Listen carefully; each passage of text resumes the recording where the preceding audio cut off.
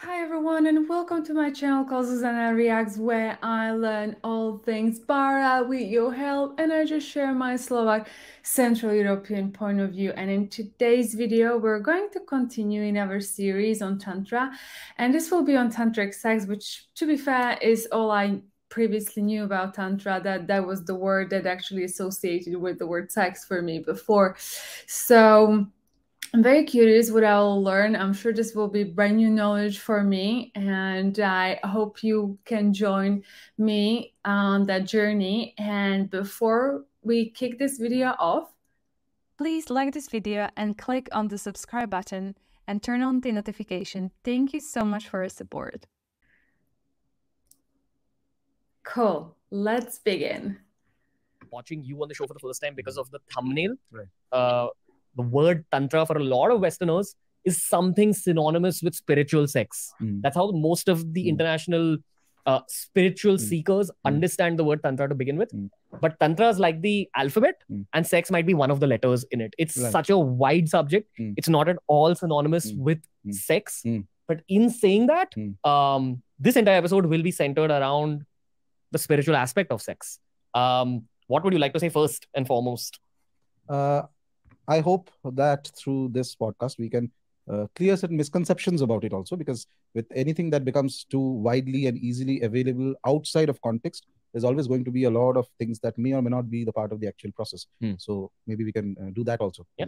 There's a lot of books which use Tantric Sex in the title, but if you actually open the book, it's activities that you do before and during sex, which are said to enhance sexual pleasure. It's supposed to increase the intensity of the orgasm. It's supposed to create a deeper connection between you and your partner. It's supposed to allow you to get multiple orgasms. There's even techniques to not ejaculate when you orgasm as a man. Right.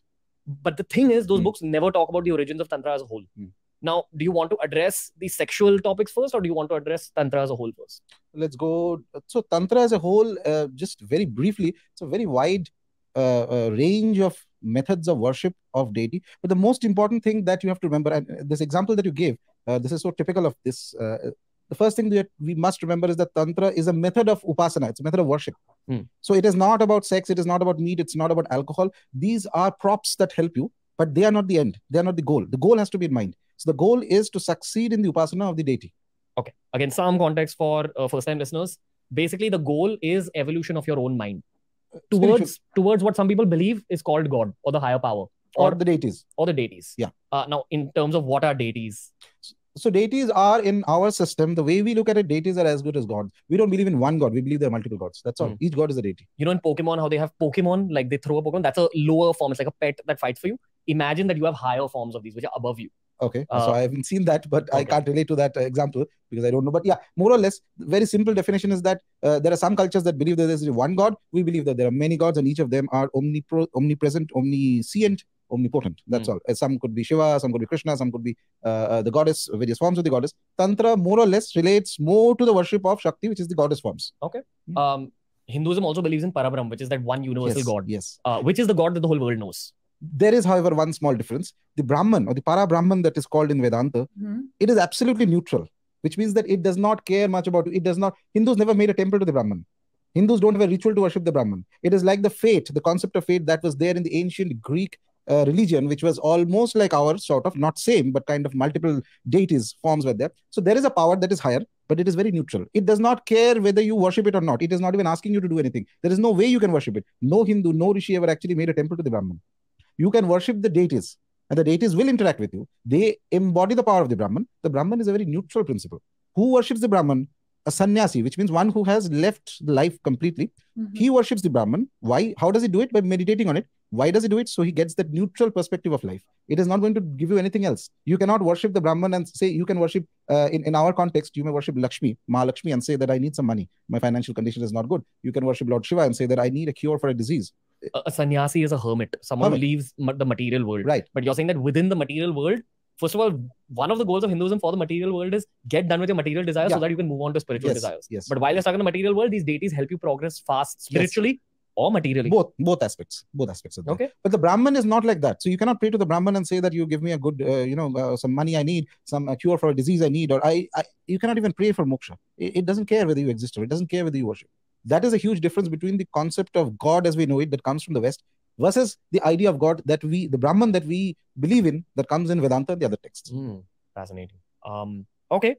Now let's begin talking about the sexual activities that we spoke about, and maybe one precursor is that a gist of some of the stuff you spoke about in our first episode is that Tantra is like a path. Yes. The general path for every single human being is spiritual progress. Right. Going closer to evolution. Correct. Because this is not a final form of being a human. Now, you can progress by meditating, you can progress by praying. Tantra is like you're taking a car and going on that same road where most other people are walking. Right. And then there's different types of cars depending on the kind of Tantra you follow. Right. Including Aghori, which is a common term that a lot of the West understands. You know, the Babas who are supposed to be famous for eating human flesh. That's one of the aspects in their life. They follow a set of rules, which is like driving a Formula 1 car on the same road. Right. Excerpts from a Hindi podcast, which is also fantastic. Coming back to this conversation, now I will let you shed some light on the Tantric Sex aspect. Because most people look at Tantric Sex as a tool to improve their sex lives. So this is like, so where does, as we were discussing in the last podcast, so this whole concept of Tantric Sex, or sex for that matter, comes in at the level of Vamachara Tantra, where it's, as I mentioned, there's a level that's called the Vamachara, which is the left-hand path. In left-hand path, you start offering meat, you offer alcohol, you offer fish, you offer mudra, and you offer sex. And this is at a very high level of Tantra. High level of After you've done a lot of the lower level stuff. Yes. So more, in fact, it is to say that to pick out sex out of these 5 things, we call this technically the Pancha Makara, 5 M's. Okay. So to pick out just one aspect out of it and then to believe that this is going to improve your sex life, etc., is equivalent to saying that, okay, I just take out that meat offering part of it and perhaps that's a way to increase protein intake in my body. So that would be that ridiculous. So the aim, that's what I said, the aim of the process, of the whole process of everything that is done in Tantra is worship of the deity. It has to be very clear and firm in your mind.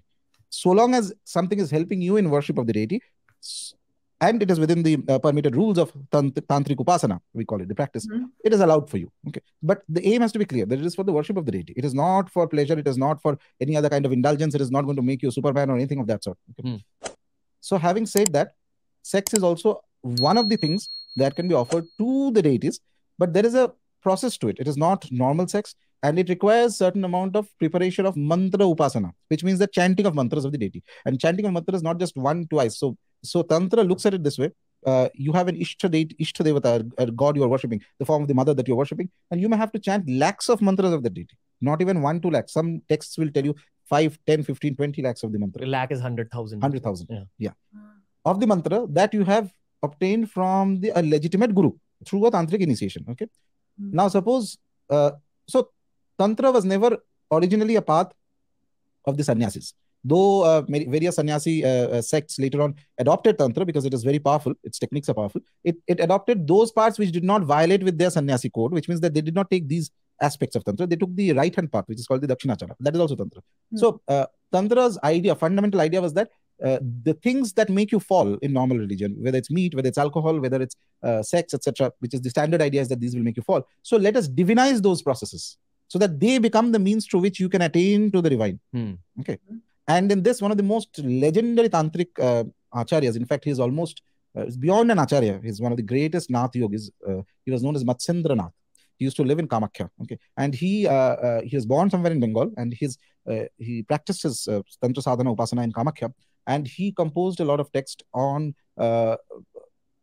these aspects of Tantra, Yogini Sadhana and Bhairavi Sadhana, etc. So,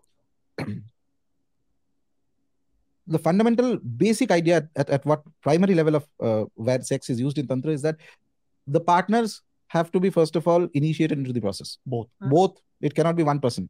Both. So by a guru? By a guru, definitely. By the same guru? It can, ideally it's the same guru.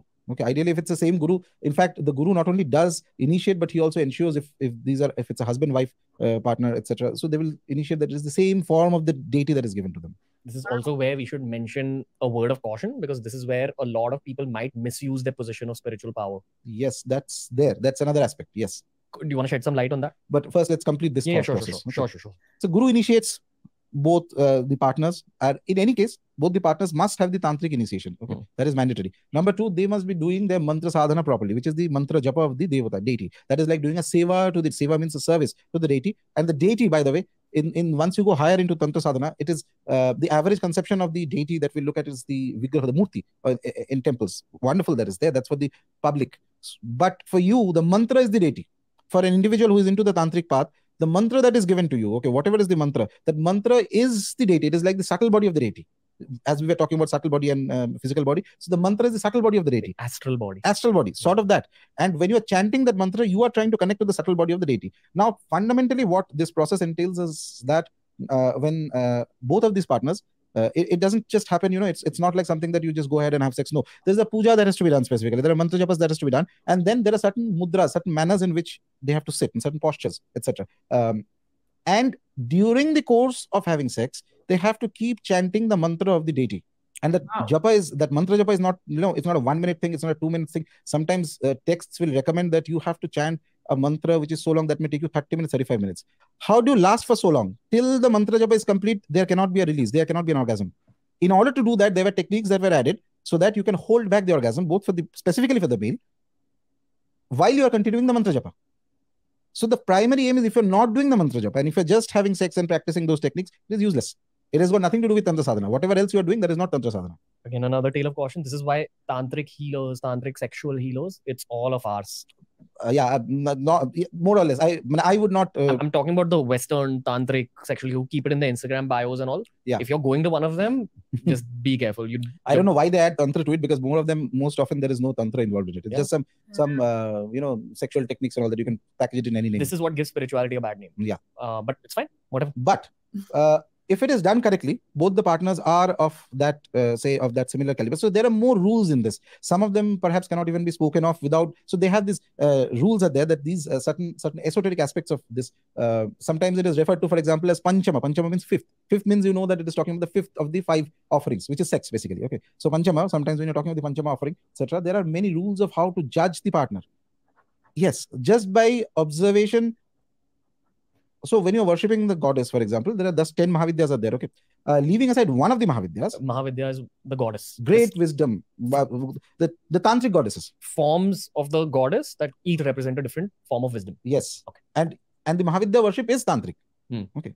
So leaving aside one of the Mahavidyas, for the other Mahavidyas, there is this dictum, it's believed, and it's not to be mindlessly applied, that every woman has some of the other influence of these 10 goddesses. Every woman. Whether she is aware of it or not is irrelevant. Why not every man? That is because women are considered as a representative of Shakti. Men are considered as representative of the Purusha Tattva. Shiva. Purusha. Purusha is Shiva. Krishna can also be a Purushottama. I was just mentioning yesterday. And that's it. That's another topic. Okay, we'll skip that for now because it'll divert it into another. Yes. And that's also beautiful. All of it is beautiful. I mean, there's no part that is not beautiful. So women are considered as a representative of Shakti. Okay. Now, this statement, however, cannot be misused out of context, which doesn't mean that every woman that you meet, you have to fall at her feet. No, that you're getting it all wrong. Okay. This is only relevant to somebody who is doing specific sadhana, specific worship in the tantric method and has reached a certain level. Okay. Otherwise, in your normal context, when you meet whether a man or a woman, in the normal rational way that you interact with them, you interact with them. That's all. Neither good nor bad. Doesn't mean a thing. Now, if you're that kind of a person who has had a tantric initiation and is a tantric upasaka and has done certain sadhanas and has reached upasaka is a practitioner. So, is a practitioner, correct. The practitioner has the right initiations and most importantly, has done the practice properly. It's very important. There are people I know who have a lot of initiations, no practice. That also will not work. It's useless. That's like you're hanging 10 medals around you, but inside there's nothing. So, then by looking at the woman, you will know that which of the Mahavidyas she represents. Which of the forms of Shakti is latent inside her. That's one thing. Latent means that most of them are not even aware, and which is perfectly all right. Just like most men have Purusha Tattva, but that doesn't mean that every man is Lord Shiva or Lord Krishna. It doesn't work. Same way, not every woman has anything to do with the deity. There is the potential for one. If the sadhana is correctly done, that potential can awaken. If that woman becomes self-aware of what she holds within, then she becomes one of the Bhairavis and Yoginis at the higher levels. And then everybody will fall at the feet of such a woman. That is very rare and it's possible and it happens there. And it's a very high-level idea. But in this Upasana, the other thing is that it breaks certain mental taboos that is there in the normal course of Upasana. In the Vedic or standard Upasana, we are told that you have to maintain a certain degree of celibacy, which is right, I'm not denying that. In certain practices, celibacy is very important. Otherwise, it will not work. It will not show you the result.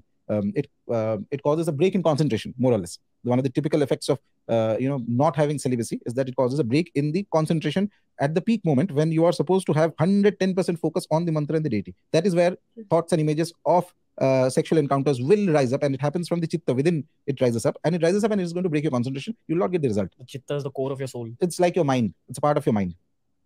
It's like that place inside you where impressions happen all the time. Subconscious mind? Conscious mind only, but it's latent, just below the conscious mind. You're meeting somebody, you're anything, whatever activity you're doing, it just collects an impression of it. Okay. And randomly it throws up. Just like that. When you're not thinking about it suddenly, specifically if you're trying to meditate, it's going to throw up all sorts of images. It happens to everybody. Okay. Coming back to the topic of tantric sex. So basically, this practice is done during the time of this sadhana. During the time, the woman is actually to be made to sit in a specific posture, and mantras have to be chanted all over her body. And I will not go into the specific details of how this is done and what mantras also. Everything is as per, it's not something randomly done. These are things that are mentioned in texts and passed down through traditions, of those traditions where these forms are worshipped. Specific forms of the mother, the Mahavidyas are there, for whom this sadhana is extremely potent. Okay. You have to know, number one. Number two, there is a knowledge of what kind of a partner is suitable for this. Somebody who has, through mantra sadhana, there is an intuitive ability that develops. Just by looking at a person, you'll get to know what kind of result is going to happen. And this thing, by the way, extrapolates it outside of the tantric context also. The reason why there is a certain amount of control over sex is always advised in the spiritual path, because when you have unrestricted sexual encounters with people, you do not know what karmas they have done. You are going to imbibe their energy. That is the easiest way to take in somebody else's energy, is that. Tantra believes that if you have sex with someone you don't know, you're saying, I accept this person's karmas as my own. Yeah, not just Tantra. Any way it will happen. Is the easiest way. On the other hand, oh yeah, I've learned about this as well, that you, during the intercourse, you absorb other people's energy, and you can absorb, whatever they have inside. So it is always advised to really only engage in these activities with someone that you're really convinced of being with, because you absorb all of that. It's crazy to think that that's actually true. If this process is correctly done and the right people are there, it is when you are doing it as a practice, a spiritual practice, not just for enjoyment, etc., spiritual practice, it has the power to instantly open up all these chakras in your body. Which could be dangerous? No.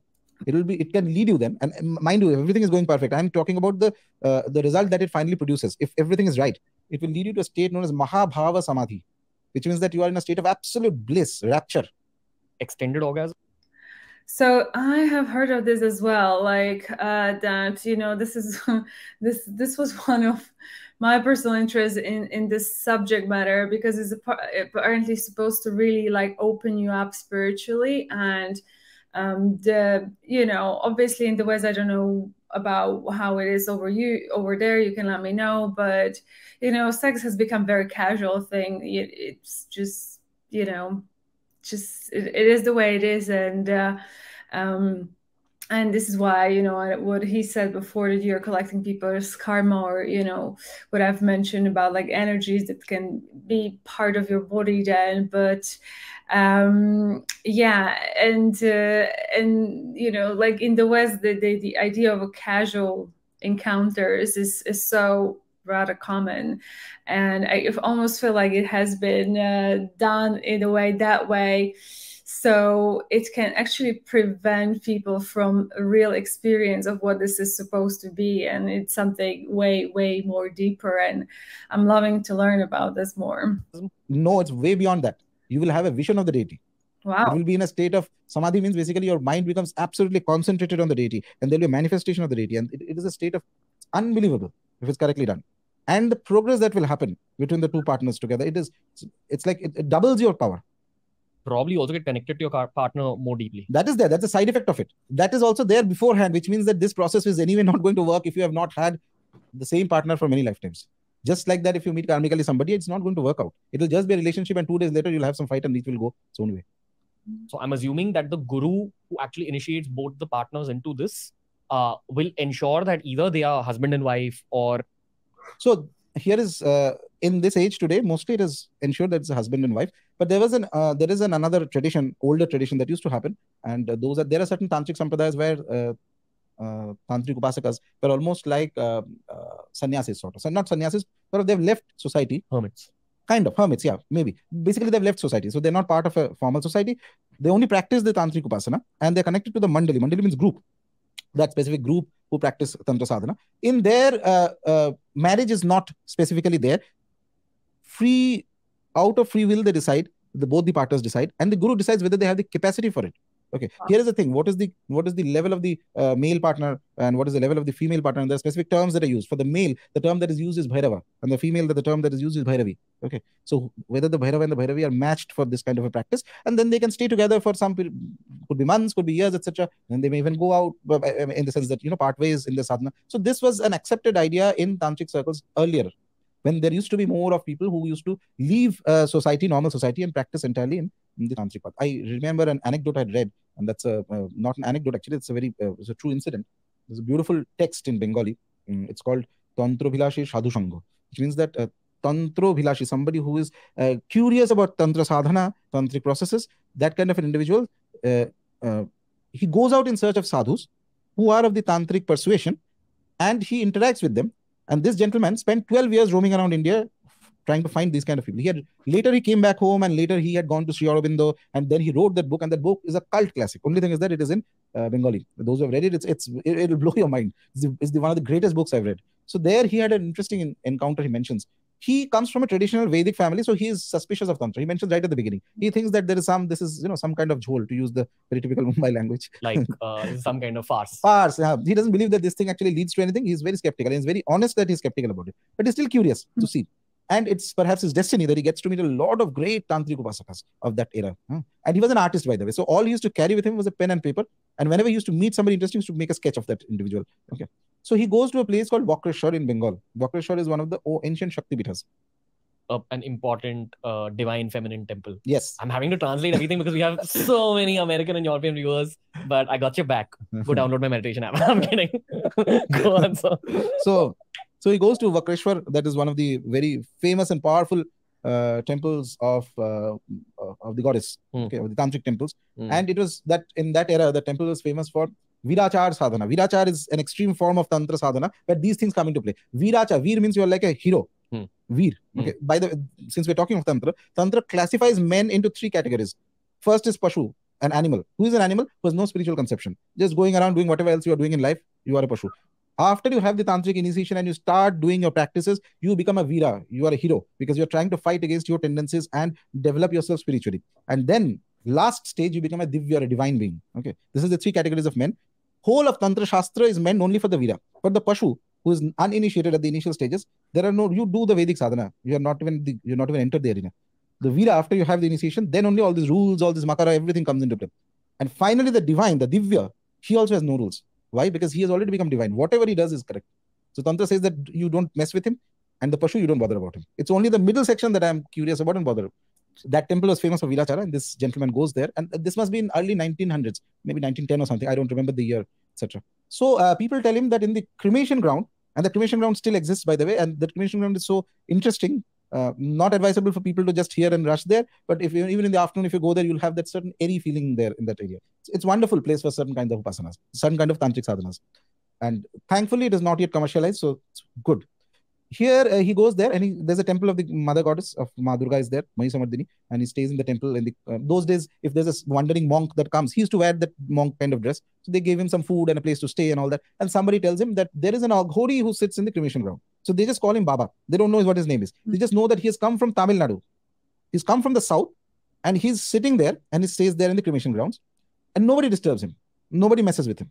And this guy gets very curious. Okay, he's curious, he's scared, he's also skeptical that all these things are some farce, but at the same time, there's curiosity also. He's like, what is happening? What is this, etc. Somebody tells him that Aghori, as we were discussing, he eats once in 3 days. And what does he eat? He consumes the brain matter of dead bodies with the rice once in 3 days. The dome is the individual who used to, helps in the burning of the bodies. Yeah, which is a whole other topic by itself. I met some domes, and that's a whole, it's a society almost. Yes. And they're supposed to also have tantric powers, I think. They're worshippers of, so it's there. Yeah. So in that, the dome used to refer to him, call him Baba, and he used to get that brain matter. If you have ever seen a skull pop in the fire, it makes a sound. And what's the sound like? It's like it's like a cracking of the skull in the fire, and then something will. Okay, so I'll interject here, and this is what people like. If people in the West would listen to like a hardcore Christians would listen to stuff like that, they would instantly think this is barbaric, and they would like attach it to Hinduism, and they would say like this is not, God type of religion. And so now I kind of perhaps get where some people, and I'm just sharing my thoughts on this, I'm not saying this is what I think, but like I can see people from what I've observed, like thinking that this is really crazy and this is like cannibalism and all that kind of stuff. So that can be very, very easily in the West used to be against, you know, Hinduism. Let's put it that way. The brain matter, the gooey mass comes out, etc. So observed in a cremation ground. Anyway, so he used to consume that once in 3 days. He was a hardcore Aghori. Aghori means he's gone beyond even the rules of Tantra Sadhana also. Nobody used to mess with him, nothing. But people used to revere him very much. That he is not an ordinary person. He's become Bhairava only. Bhairava is the lord of the cremation ground. Shiva in his form as Bhairava is the king of the cremation ground. Nobody comes close to him. He's the one. Okay, he controls everything there. Then one day, after a few days, he sees that, and he's curious to meet the gentleman, but he's scared of the gentleman. He's writing all this. The mix of emotions is going on. Okay, he sees that there are a lot of tantrics who have tantric upasakas have come to that place suddenly one day, and from different far off places. And this is, we are talking about pre-independence India. So people have come from Bangladesh. There's a lady who has come from present-day Bangladesh area. There's somebody who's come from some other place, etc. And he's wondering that why they're gathering. So he goes to one more friendly and approachable looking of the tantric upasakas and says that, why have you come? And he says that because we will be doing a chakra anushtan. Chakra anushtan is one of the highest pujas in Tantra Shastra. Greatest of pujas. Okay, chakra is like the ultimate of upasanas. So, and the Baba has called us. No telephone in that era. He's sitting in a cremation ground. He doesn't even have anything. So he telepathically calls them and they start coming. And those days they have to walk and things like that. So a few months ago and etc. They're gathering together. And they have come all in partners, groups, etc. And then there is a lady who, very senior tantric upasaka, who comes from Bangladesh. Okay. So this guy, he's curious and he's like asking, but don't you think this is all, you know, what good can it come out of all whatever you guys do, etc. And the people are trying to convince him, no, you don't know this, you have not tried the path. If you don't know something, how can you say that it's good or bad? Okay, which is the story of most skeptics in the world. Yeah, yes. So eventually the night of Amavasya comes. Amavasya is the new moon night. Completely dark. Completely dark. Okay. And at night, the Chakra Anushtan will happen. So what is a Chakra Anushtan? Chakra Anushtan is a Rahasya Puja, it is called. Rahasya, mysterious worship. The term that is used is mysterious worship. It is not to be done in public. It cannot be even, ideally, the details of it cannot be spoken of in a gathering where the people are not initiated into Tantra Puja. So people will sit in a circle and there will be a krama of sitting. There's the Bhairava and his Bhairavi will sit. Bhairava and his Bhairavi will sit. It's partner, Shakti. Okay. And there will be complete synergy between the two, by the way. When this practice is correctly done, the two people will have such coordination. One, the partner, the Bhairava may be here and the Bhairavi may be 5,000 kilometers away. Will know exactly what this person is thinking. And it will be perfectly, it's not like by fluke once or twice some coincidence happens and we think that, oh, something is happening. No. To test it, the Bhairava will mentally give a command, something weird. Okay. So, which is not, you cannot predict that thing, something. 3 to 4 times this test has to be done. Bhairavi is at a very far off distance. You will give a command. She will register it in her head and do exactly that. And that is how you know that the coordination has been built to that perfection. It is not to be left to a fluke. And I know that this may seem complete abracadabra to skeptics. I don't care. This is what it is. You believe it, you don't believe it, your business. I don't care. So then all this come together on the night. And in Chakra, as I was saying, Chakra, you sit together in a circle. Chakra means a circle, together in a circle. And there's a leader of the Chakra. He's known as Chakreshwara, Lord of the Chakra. And there is a Chakreshwari, his partner. Okay, they are like Bhairava and Bhairavi. They are like Shiva and Parvati, only in the cremation ground form. Cremation ground Shiva is Bhairava. Okay, and Bhairavi is his partner. So they sit together and they do this Panchamakara Upasana, one after the other. And it creates a tremendous crescendo of power. And the other thing that is there, once you enter the chakra, once anybody enters the chakra, you will lose your distinction of caste or any other outside. You may be rich, you may be poor, doesn't matter. As long as you are in the chakra, you're all one. Only difference is who has more Shakti than the other.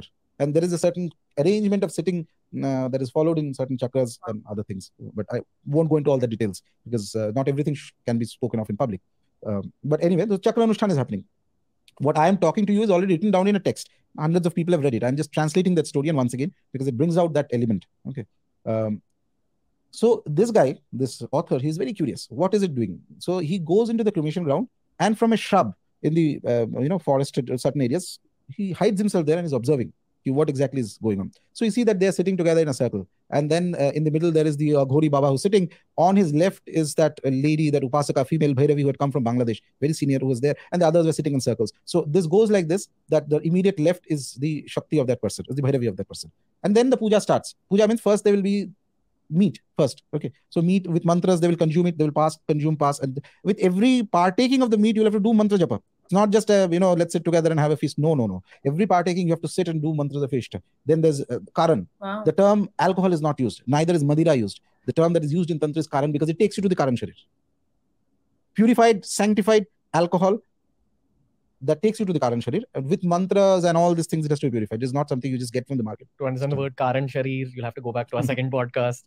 Your body consists of three parts: your physical body, your astral body, and your causal body. Your astral body can be thought of as your ghost, and your causal body is your purest form of your soul, which is just pure light. Now go on, sir. Okay. So he's seeing from a distance that what exactly are they doing? And he's seeing with a bit of skepticism and curiosity, as it happens. The more skeptical we are, the more curious also we are. What exactly is happening? And he sees that there is the meat that is being passed, then there's the fish, and then there's the alcohol, and then there's the mudra, parched grains. So there are certain dry grain stuff that we use for mudra. And then there is the final Panchamamakara. And he sees that the Bhairavi, the Chakreshwari, who's the leader of the pack, the Aghori and the Bhairavi, she sits in front. She opens her clothes. He starts doing mantra japa on her forehead, on her neck, on different parts of the body. This whole process goes on for 1 hour almost. So he's doing mantra japa, constantly mantra japa of the deity. Basically, he's invoking the form of the mother goddess inside, okay, of the Shakti, of the power of the deity inside that his Shakti, inside the lady who's sitting there. And she's also a tantric lady, by the way, not an ordinary woman, etc. And he's observing all this.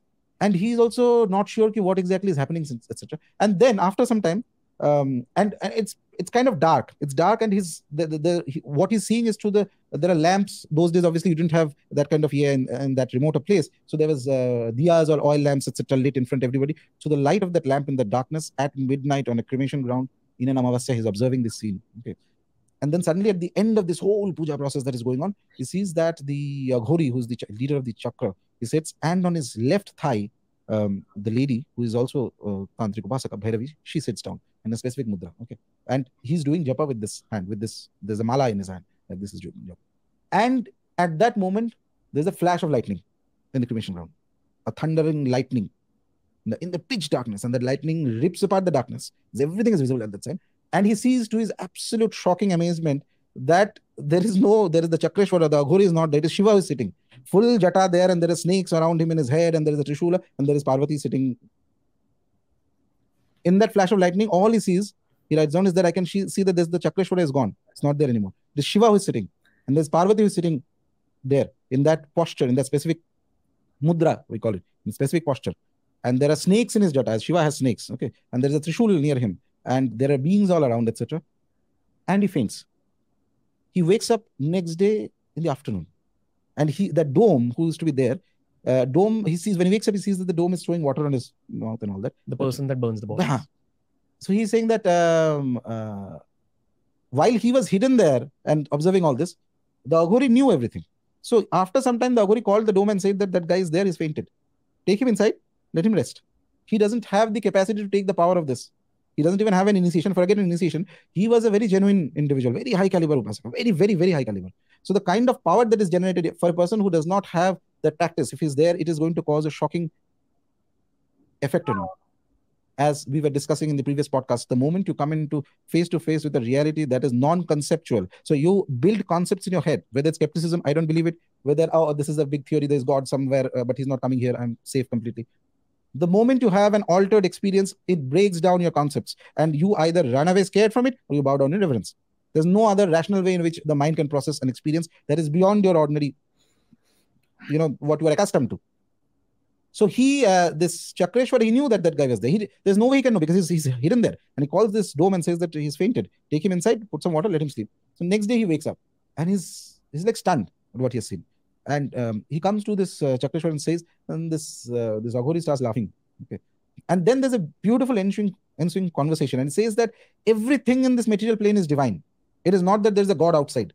The God that you worship, Ishvara, Ishwari, the Shakti, the supreme power that we are worshipping, the supreme mother goddess that we are worshipping, she's here in this plane, everywhere, hidden inside. Even the things that you consider as impure, things that you consider as filthy, it is there, even there. That is the philosophy we have. We have, even from the Upanishads, there is a statement that Sarvam Khalvidam Brahman. Everything is Brahman. It is not saying that there is a God outside and not here. No. We don't believe only a transcendental God or a deity or an Ishvara. The Devata manifests here in this plane also. It is hidden there. It is through the process that you process of the Upasana, of the practice of, you remove the veil and you have a direct experience of the deity.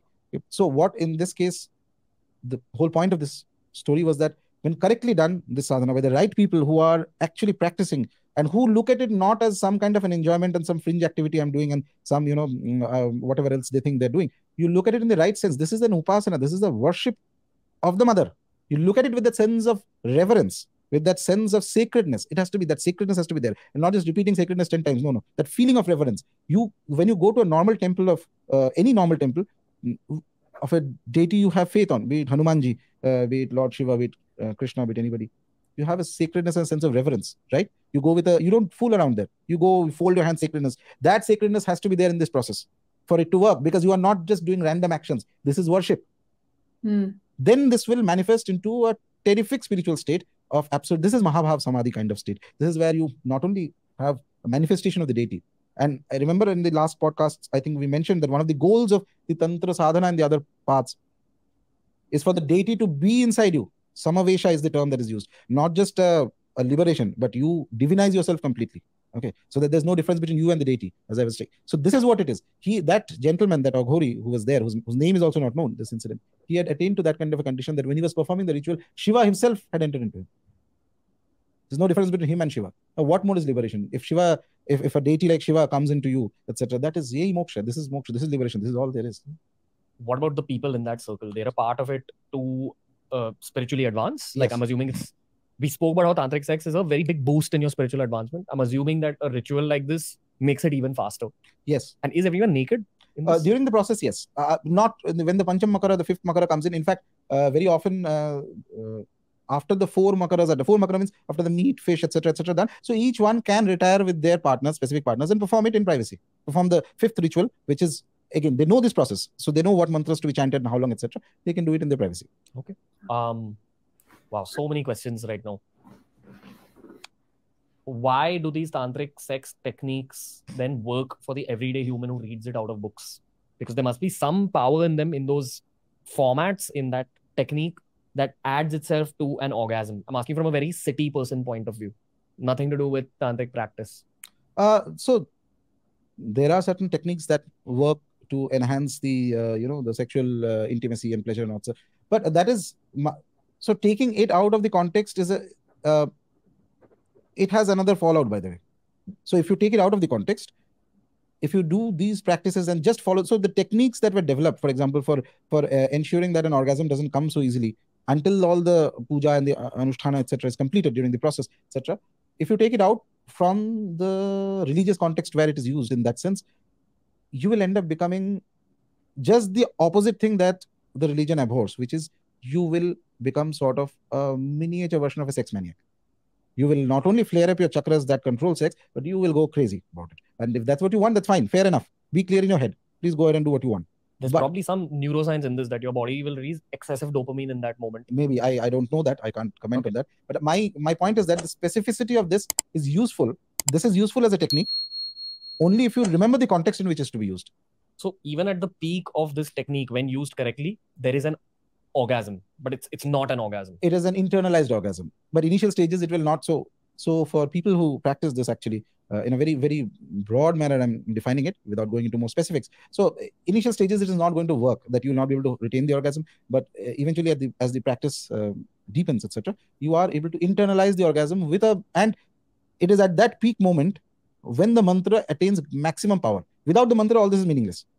The mantra attains power, and the mantra becomes what is known as, you reach a stage, a specific technical thing that is used in text, which is called the mantra chaitanya, which means the mantra awakens. It becomes an alive entity inside you. Mantra is the deity. That is the moment your connection is built in a second. I'm sorry if I'm crossing a line here, but is it like when you orgasm in that ritual, you have the vision of the deity?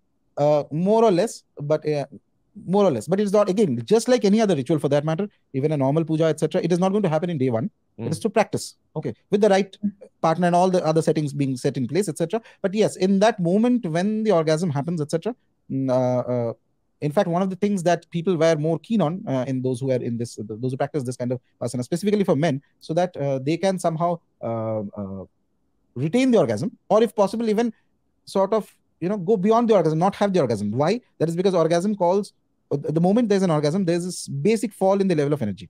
Okay, so one of the typical things that after an orgasm that can happen in general is that you feel sleepy, you feel a little tired. So they did not want that fall of energy at any state, even during this process. So all these things that I'm talking about, by the way, makes only sense if you are doing the upasana. If you take it out of the context, then it's just whatever else you want to do, your business. How long is that vision of the deity? Is it like an orgasm for like 3-4 seconds?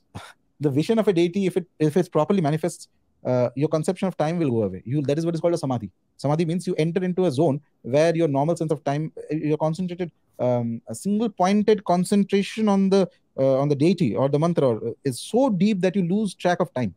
Okay. You lose track of everything. Okay, let's make this conversation much more basic, because I think you've explained a very high level tantric practice. We as a brand often get criticized for highlighting the power of semen. Okay. There is a movement called the NoFap movement, which is basically, it's a worldwide thing where a lot of men have decided to retain semen. Why? Okay. The Western perspective is that Muhammad Ali, Tesla, all these people used to retain semen and they felt benefits of it. My opinion on it is that when you combine semen retention with yoga, it's more beneficial. Like that's where the actual benefits of retaining semen come through. Please correct me if I'm wrong or if your opinion differs. I feel like retaining semen, the practice can become very frustrating, especially for a younger guy. When you're a teenager, you're full of hormones, your system isn't set yet. So maybe it's not even a practice for everyone. And in saying that, every single person who ever follows yoga, whoever follows any sort of spiritual path, always highlights the power of semen. And celibacy, even when you're talking about celibacy for women, staying away from sex is highlighted as a positive thing to help you on your yogic journey. Where do you want to begin this conversation? From the last statement. That's because that's correct. So this is highlighted as a spiritual benefit.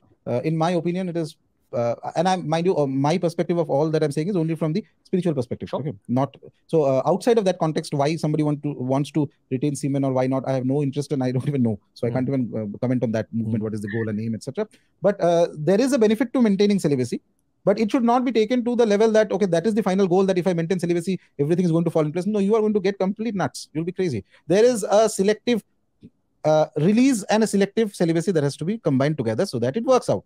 That is why our dharma, the Hindu dharma, says that there are 4 goals in the average person's life. Dharma is one of them, which is your sense of religion, righteousness, etc. Dharma, artha, which is your money that you earn or the prosperity. Kama, which is your lust and which is your desires, and etc.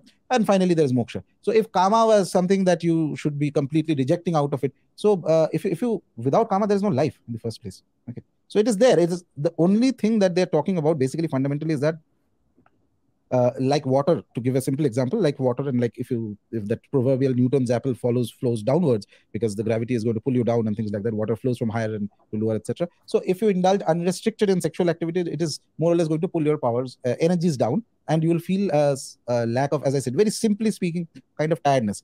Mantra sadhana, any kind of spiritual practice at the initial stages has to make you a little bit more alert, energetic, less sleepy. In fact, one of the things that if you do a practice, it is when you are sleeping, that is when you are most unguarded, by the way. Okay, initial stages. So higher level yogis actually, they try to transcend even sleep. Very high level. Again, these cannot be forced. So my viewpoint in celibacy is that do not even force it, but maintain a certain decorum and discipline in it. Don't run around everybody and everything that you feel like, having a relationship with, not like that. Have a basic common sense idea of how much you can indulge and how much you do not. And this idea is, by the way, the way I'm describing it is not something very unique or something I have thought about. Our texts will tell you that for a married man, to have a physical relationship with his wife is also celibacy. Interesting. Not any point are we asking people that you leave everything and become a sannyasi. Is there a specific text? Oh, this is the general idea of celibacy. That if you're a married man in the Vedic system, why do you think the Vedic karma kanda rituals mandate that 90% of the rituals is barred for an individual who is not married? You cannot sit in a Vedic fire ritual, proper Vedic fire ritual, if you don't have legally married wife with you. You're barred from it. Doesn't matter how good your meditation is, how much yoga you can do, and etc., and how much brahmacharya you follow. You don't have a wife, you're not married, you cannot sit there. Do some spiritual processes start only after marriage? If you were to practice certain tantric upasanas, yes. But more or less, marriage is a very balancing thing, in my opinion. And it's helpful if your partner is also, of the spiritual bent of mind. I mean, obviously. But coming back, what if she's not? Then you're bad luck. Nothing much I can say about that. So coming back to the point, but it is not to say that I'm not, again, not to misconstrue what I'm trying to say. I'm not saying that means that you have unrestricted, physical relationships. No, celibacy has its utility also. It builds up certain power during that limited phase of time when you are following it. So my recommendation to people who are actually in the path of any kind of spiritual practice is that, and I deal more with people who are into the worship of deities, the tantric, tantra sadhana, mantra sadhana, using mantras, tantras, the puja paddhati. So suppose you are into an anusthana of a deity. So you make a sankalpa or a promise to a deity for 10 days or 15 days or 21 days. So you follow a limited period of celibacy. During that time, the only reason is that when you follow celibacy and you do the practice, it helps building up power inside you. However, power is only useful if you have the capacity to digest it. If you don't digest it, one of the other things that happens, for example, you start doing a lot of mantra sadhana for any deity suddenly, okay, with no practice beforehand, you start 4 or 5 hours of mantra japa today. The first thing that you are going to see after some days is the tremendous increase in lust, tremendous increase in anger. These are the two leaks through which the power is going to get out of you, because your system simply does not have the capacity to absorb it. You can eat only that much food, as much as your stomach can digest. Other things are going to get vomited out. This is the spiritual vomiting that happens. You will end up having all sorts of, running around everybody, physical relationships unrestricted, and then anger unrestricted, these two things. The balancing, how much of a spiritual power a particular individual can take through the practice, and how much of a physical relationship or any, and anger, by the way, is equally dangerous. It just, in a second, your power, whatever you have accumulated, is also going to go out. This is where the role of a mentor, a guru, is so important, because you will take a lot of time to figure out that what is it that works for you.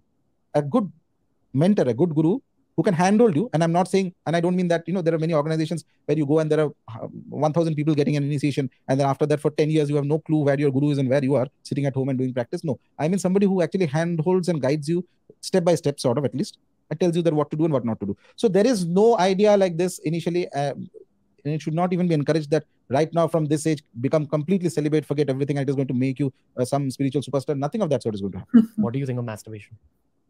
Same principle that happens in celibacy. Same principle. So if somebody is masturbating and he's practicing some spiritual, same thing. There's a leakage of energy that is going to happen. So whatever I talked about right now in the course of a physical relationship, etc., remove the word physical relationship, add masturbation. Same thing. There's no difference. It is not going to make any other good or bad or anything. And I'm not talking even from a moralistic perspective. I don't care what anybody does in their privacy. But unrestricted, yes, definitely it is going to interfere with your process, with your sadhana at a higher stage. And one of the biggest disadvantages of unrestricted sexual encounters, or masturbation for that matter, is that, as I say, in the peak point of concentration, you should be like this. When you're sitting for your japa or yoga or meditation or whatever, at that peak moment, you should be able to forget the whole world. Even if that is for 2 seconds, then it is working for you. What happens with unrestricted, either whether physical encounters, unrestricted sexual encounters, or excessive masturbation, is that it is at that peak moment that your chitta, which is the kind of the mind that has impressions, it is going to throw up all sorts of images, and immediately it is going to break your concentration. Very minor thing, but your practice is already gone. You can pretend to the outside world that you are a great yogi and you are doing a lot of practice, but inside your practice is not working. So that is the problem. On the other hand, if you completely say that, oh, from today, no physical, no sex, no masturbation, no nothing, you have to become, I don't know what, 2 days you'll go crazy. Neither his mantra is going to work, neither the practice is going to work, neither this is going to work. So that balancing is important. And we live in that kind of an age where to sell a toothpaste, you have to put 2 skimpily clad women on the advertisement. Where is your celibacy going to come from? Yeah. The society we live in stimulates us to shoot a load off. That is where you have to maintain that common sense, use common sense and balance. And no point in the spiritual journey are you to give up your common sense. You'll end up becoming a fool. Yeah. Also, I mean, this is just a personal thought here, not learned from a book, probably learned from experiences. My thought is that if a spiritual truth does not make sense to you and your subjective reality, no one's asking you to accept it. Yeah. So if this is against your thoughts, don't accept it. And I'm not even judgmental of people who say, by the way, just because I'm sure that a lot of people will see that there may be traditional people who have celibacy, they put it to a very high pedestal. I'm not being judgmental and all that. You do whatever you think is right for you. But if you're asking me, this is how you should approach in this age initially. And the impulse, celibacy comes naturally, by the way. Yeah, that I was just like literally a second before you said that, I was thinking about the same thought, that your libido, if you're involved in a yogic life, a spiritual life, a tantric life, your lust settles down without any effort. Yes. After a certain point of time, it will settle. There are, since we are on the topic, there are 2 other factors, by the way, you have to remember here. I think yesterday we were discussing about Pitrus, ancestors who are stuck in a Pitru Loka, who are not able to move forward. Very often, in many cases, an excessive amount of lust in an individual, whereas they may be practicing everything well, is basically a projection of the impulses of those Pitrus. And if it is the case, that can be analyzed through various looking at the configuration of the planets at the time they're born and various other ways of finding out. That is the case. Then the only way is to actually perform rituals in the right kshetra, the right place, so that the ancestors get reborn, and then it causes. You define it in whatever way you want, but then it has an effect that slowly, that libido or that excessive amount of. So normal lust is one thing. Normal lust everybody has, but it goes beyond everything, all rationality, etc. Then it also comes down. Things calm down a bit. That is one. The other is with age also libido kind of can taper off. For a person who is genuinely spiritual, yes, that is what is happening. For somebody who's not in the spiritual path, it's up to them. I mean, I have no judgment on what they are doing or not doing. It's completely their life, their choice. Yeah. But spiritually, this. So Pitrus are one of the things, by the way, that is there in quite a few cases. I've seen people who face sudden bursts of, whether it's excessive amount of lust or whether it's excessive anger or certain, and that also manifests a certain blockages in life in various stages, etc. Those go off only when the Pitrus, something is done to placate those Pitrus. Okay, and if that is there, if there's a normal amount of lust, then to look at it as a manageable thing. The other problem that happens, it tapers off of it on its own. It will in time. Okay, don't make it as a big thing in your head. That's the other problem that happens with a lot of spiritual people. I'm not able to get out of lust, so you feel guilty about it. That is far worse than actually indulging in physical relationship, sex, or masturbation or anything. After that, the guilt trip that happens to some people, that I could not maintain celibacy, that is not going to help you. That is far worse. Rajarshi sir, Yes. Intense. I don't think the internet in general has a piece like this anywhere. Definitely not on a written blog. Right. So I'm glad that we could do this on a podcast. Don't have any more questions with regard to this particular episode. Also, while we're shooting this in real time, this is the 5th episode we've recorded. Episode. Yeah. Right. Right. So it does look like this is the end. And in all honesty, I think overwhelmed with the information. It was, obviously I didn't have very much of an understanding of that subject, just a few bits here and there.